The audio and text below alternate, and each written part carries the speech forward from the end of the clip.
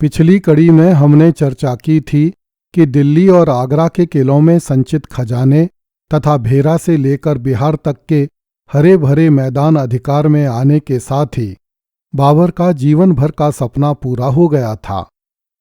किंतु अब बाबर भारत में रहकर भारत पर शासन करना चाहता था। बाबर वापस काबुल या कांधार जाकर जीवन भर की निर्धनता नहीं भोगना चाहता था, किंतु बाबर के कई विश्वस्त सेनापतियों एवं मंत्रियों ने आगरा की गर्मी से परेशान होकर भारत में रहने से मना कर दिया तथा वे बाबर को छोड़कर गजनी, काबुल एवं कांधार लौट गए। बाबर ने संभल, बयाना तथा धौलपुर के तुर्की अमीरों को संदेश भिजवाए कि वे बाबर की अधीनता स्वीकार कर लें। इन तीनों स्थानों पर इब्राहिम लोदी के अमीरों का शासन था। उन तीनों ने ही ऐसा करने से मना कर दिया। बाबर ने उस्ताद अली कुली से कहा कि वह बड़ी बड़ी तोपें ढाले जो बाबर के दुश्मनों पर काफी दूरी से गोलों की बारिश कर सकें।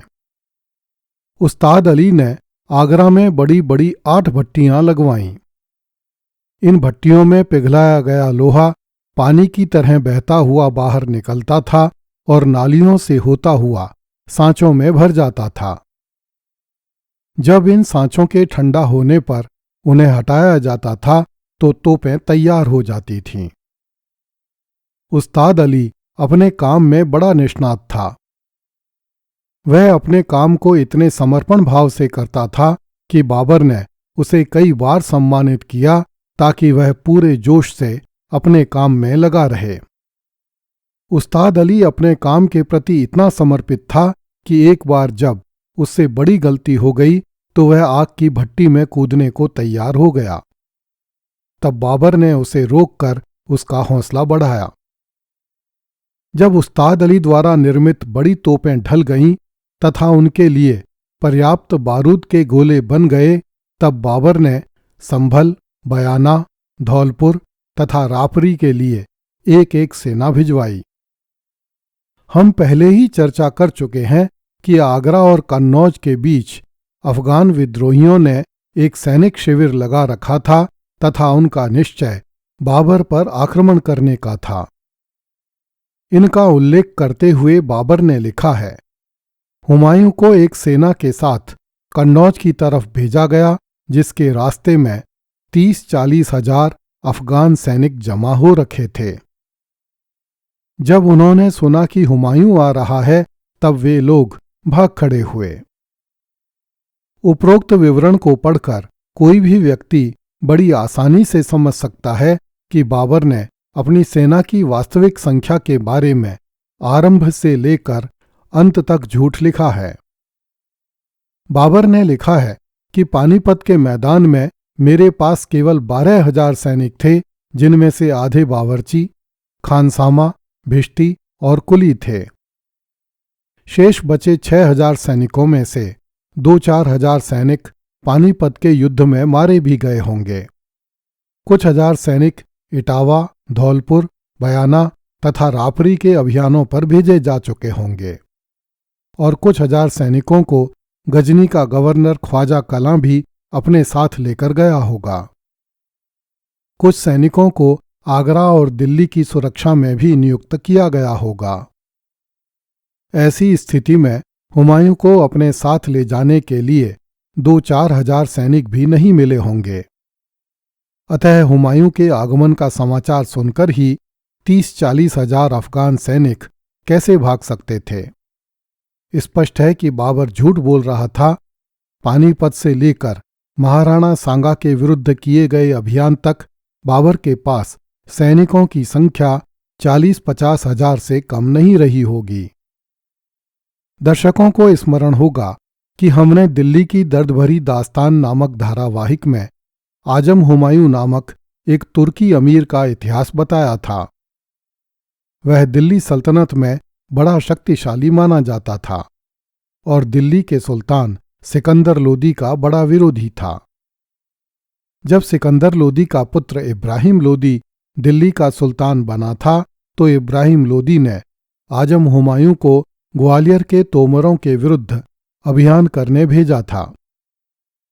इब्राहिम का अनुमान था कि इस अभियान से या तो इब्राहिम लोदी को तोमरों पर विजय मिल जाएगी या फिर आजम हुमायूं स्वयं ही मारा जाएगा और उससे इब्राहिम को छुटकारा मिल जाएगा।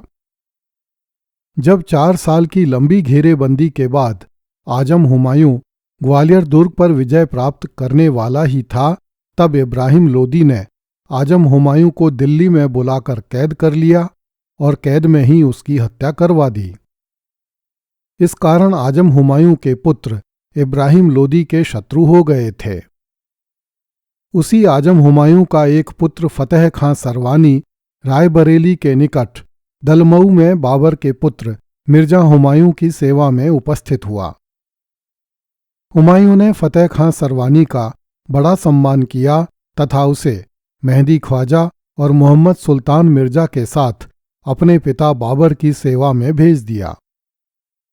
बाबर ने फतेह खां को उसके पिता आजम हुमायूं के अधिकार वाले परगने तथा कुछ अन्य परगने प्रदान किए, जिनसे प्रतिवर्ष 1,60,00,000 रुपए का भू राजस्व प्राप्त होता था।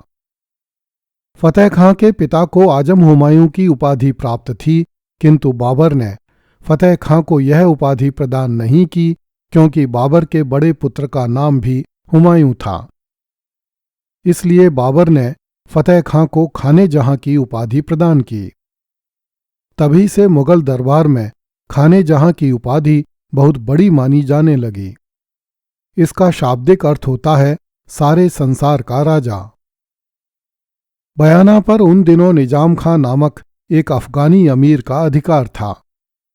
उसका बड़ा भाई आलम खां निजाम खां को हटाकर स्वयं किले पर अधिकार करना चाहता था। इसलिए उसने बाबर से संपर्क करके बाबर को आश्वासन दिया कि यदि बाबर की सेना बयाना पर हमला करेगी तो मैं बाबर की सहायता करूंगा। इस पर बाबर ने बयाना के लिए एक सेना रवाना की। बयाना के शासक निजाम खां ने बाबर की सेना को परास्त कर दिया। बाबर और अधिक सेना भेजने की स्थिति में नहीं था। इसलिए बाबर ने निजाम खां से संधि कर ली तथा उसे 20 लाख रुपए वार्षिक आय की जागीर देकर अपनी सेवा में रख लिया।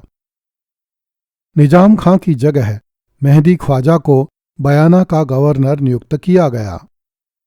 उसके अधीन 70 लाख रुपए वार्षिक आय वाली जागीर रखी गई। इस समय तातार खां सारंग खानी ग्वालियर पर शासन करता था। वह भी इब्राहिम लोदी का अमीर था, किंतु जब इब्राहिम लोदी मारा गया तो तातार खां के शत्रुओं ने ग्वालियर का किला घेर लिया। इस पर तातार खां ने बाबर से सहायता मांगी। बाबर ने लिखा है कि इस समय मेरे अधिकांश बेग या तो हुमायूं के साथ थे या अन्य अभियानों पर गए थे। इसलिए मैंने भेरा के रहीमदाद को आदेश दिया कि वह ग्वालियर जाकर दुर्ग पर अधिकार कर ले।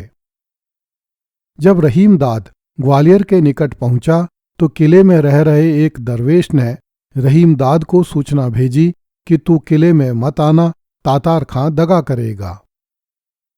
इस पर रहीमदाद ने तातार खां को संदेश भिजवाया कि मैं काफिरों से घिर गया हूं, इसलिए मुझे थोड़े से सैनिकों के साथ किले के भीतर आने दिया जाए।